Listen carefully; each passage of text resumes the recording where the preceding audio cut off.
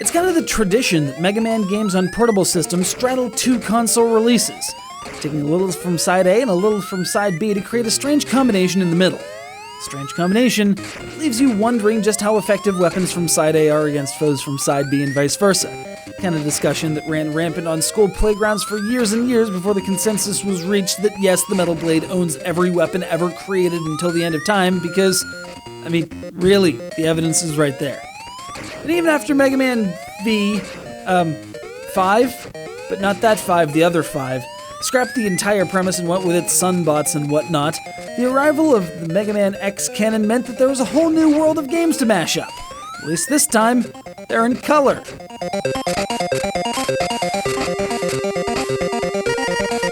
So sometime after Mega Man X2, X finds himself in a weird kind of deja vu, waking up in what certainly appears to be the intro stage of Mega Man X1. Fortunately though, X can at least realize that there's some strange going on, and once he gets to the end and defeats Vile, who A, shouldn't have actually been defeated because that was a scripted fight originally, and B, is referred to as Vava here because apparently Capcom were less afraid of George Lucas than they were in 1994?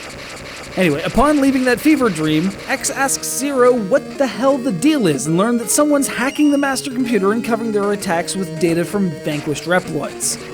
Thus, you've set the scene for a close but just off interpretation of the first two Mega Man X games on the Game Boy Color.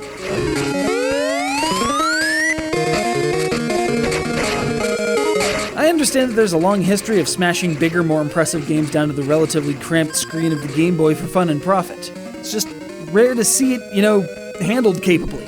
And honestly, despite some mechanical differences, Mega Man Xtreme manages to recreate the SNES feel on a much smaller, much more limiting device. Perhaps not as well as the miracle of engineering that was Link's Awakening, but there are some pretty savvy tricks at play here. I played plenty of GBC games, but the background detail here is among the best I've seen, full stop. Granted, this was the year 2000 and the tail end of the 8-bit handheld, but that's typically a time for fantastic uses of hardware.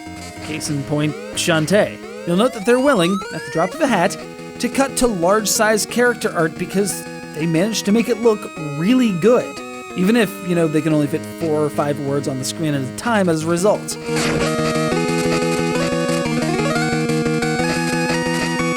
While it seems like Mega Man Xtreme would be a pale imitation of its source material, it actually stands as an impressive act of interpretation, from the graphics down to the 8-bit demakes of the original scores. And while the game is not without flaws, like having to beat Sigma in order to unlock the second set of 4 Reploids for your second playthrough, and having to beat Sigma again to unlock Extreme Mode, where you can actually fight the full complement of bosses, it's certainly worth picking up on the 3DS Virtual Console, if only to marvel at just how they managed to fit 16 bits worth of dashing and wall climbing onto this thing. And then you'll long for some sort of Wily Wars-esque mashup of the first 3 games of the X series. I'll be right there with you.